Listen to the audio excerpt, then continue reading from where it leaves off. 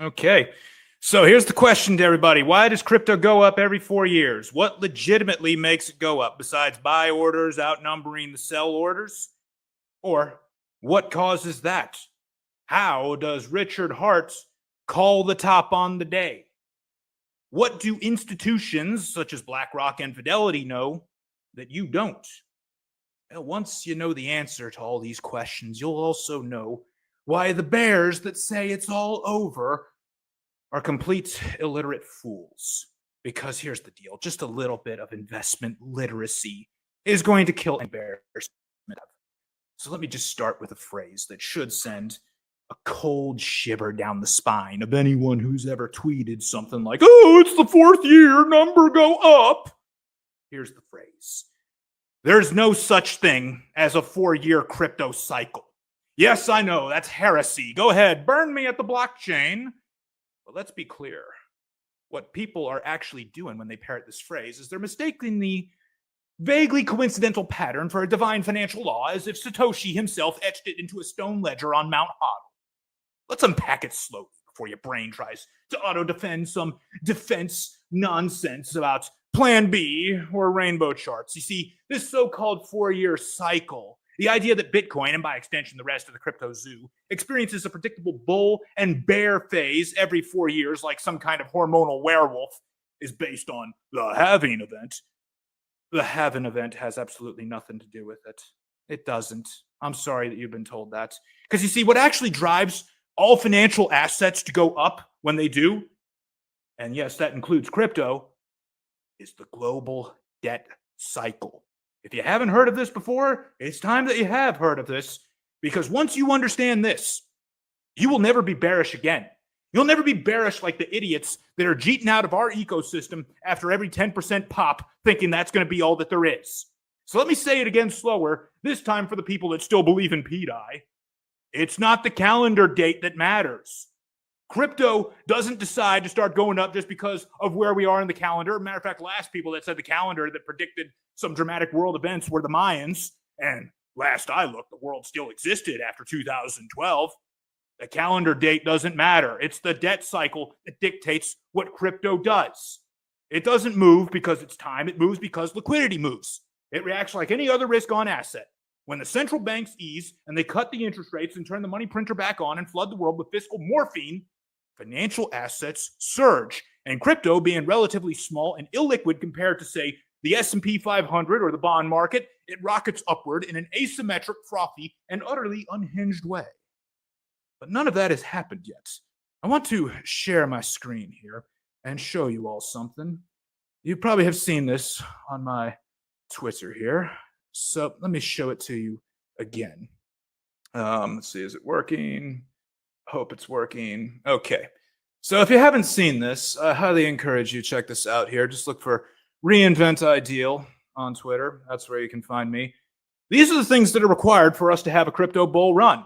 And where are these things at right now? Well, the interest rates are still parked at economic punishment levels. Quantitative easing is not here. Forward guidance, we don't have that. We have more like forward confusion. Reserve requirements are still tight. Fiscal spending, it's not enough to light the match. And the dollar index, it's still puffing its chest like it owns the place. If you've seen my streams, I have shown you it is a perfect inverse, negatively correlated relationship between the DXY, the dollar index, and the crypto market. Why does this happen, though? Because I can probably think you have two questions here. Well, if the 4 years of the 4-year cycle doesn't matter, why has it played out in 4-year increments in the past? And our question you might have is, if the 4-year part of the 4-year cycle isn't a safe bet, how do we know that the cycle playing out at all is a safe bet? Lucky for you, I can answer both questions at the same time. You see, roughly every 4 years, fiat takes a giant dump. And the reason why is because every 4 years, the largest governments in the world have a massive debt maturity scheduled to occur that they have no intention of paying off. They just refinance it and roll it over and keep kicking the can further down the road. Now, I know we all hate the national debt because it's generational theft, but it's also the spark that lights the fuse for generational wealth. You see, central bankers are going to have to suffer for our sins, or more accurately, suffer for our gains. Let's do a quick peek here at What causes GDP growth? Because you see, that's what every government is chasing. That's what they all want to have. Let me share my screen with you all again here. If you haven't seen this before, well, I say that it's about time that you did. This little equation, GDP growth equals population growth plus productivity growth or foreign investment plus debt growth. We don't necessarily need all three of those or all four of those for us to have good GDP. We really just need one of those to be very good. But here's the deal. Currently, as it stands in the world today, we are not going to have population growth. We're not having productivity growth. And we're not going to have foreign investment growth. Let me show you this chart here, which is the thing that should send a chill down your spine. You see, the first world has essentially stopped breeding. And reproductive freedom, Netflix, they are more appealing than raising three kids in a collapsing apartment the size of a shoebox. You can thank contraception, career ambition, and the decline of the agrarian children as unpaid labor business model. You see, we don't need more hands on the farm anymore. What we need is fewer people complaining on Slack. And you know what other lever we can't pull anymore, since we can't rely on population growth to grow our economy? We also can't rely on foreign investment. Because take a look at this here. You can see this. This shows a decline of foreigners investing in the United States. We are in serious trouble if we are going to rely on that.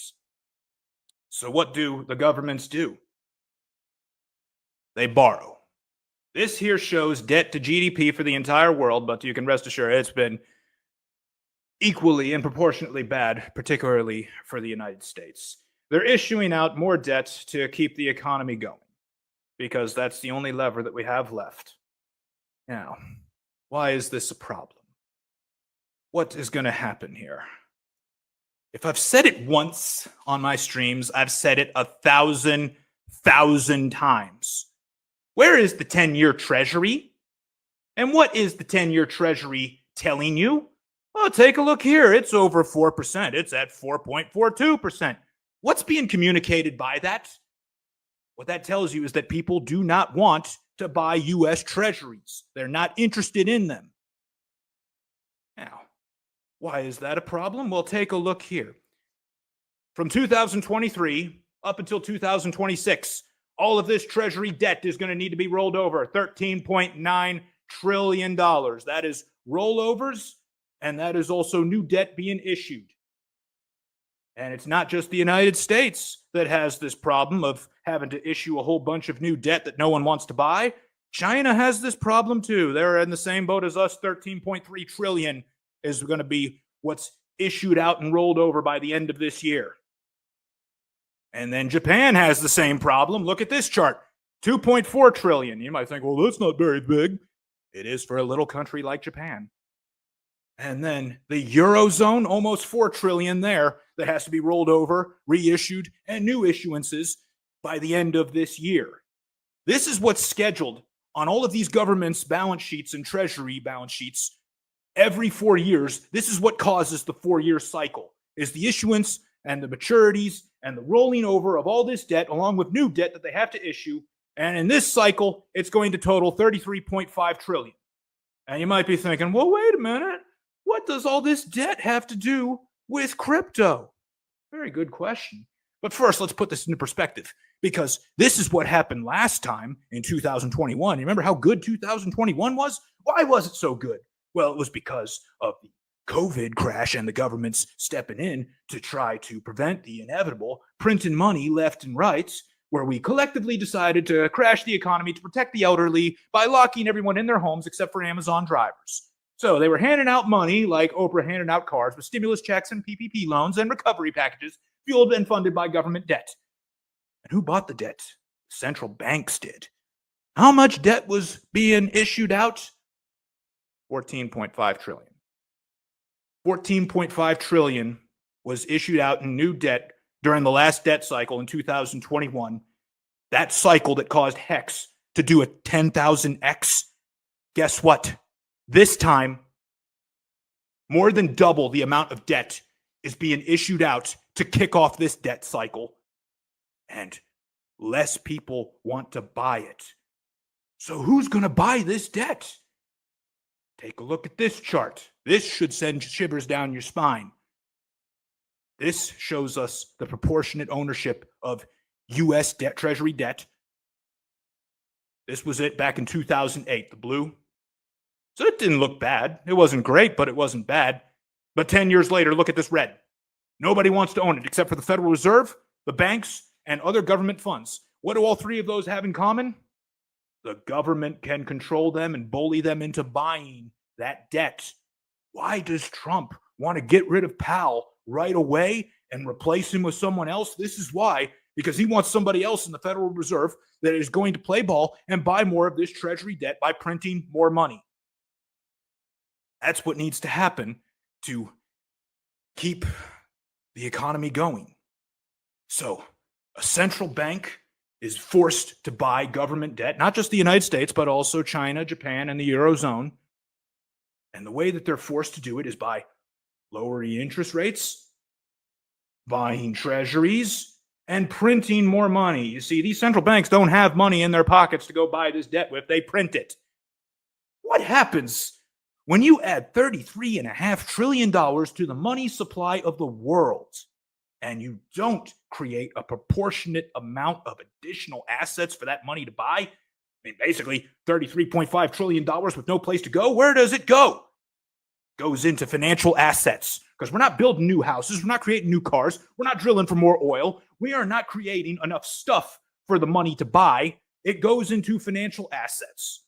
And that means everything goes up, including crypto, but crypto goes up more because it's tiny, it's illiquid, it's volatile. It's basically a firecracker in a tin can.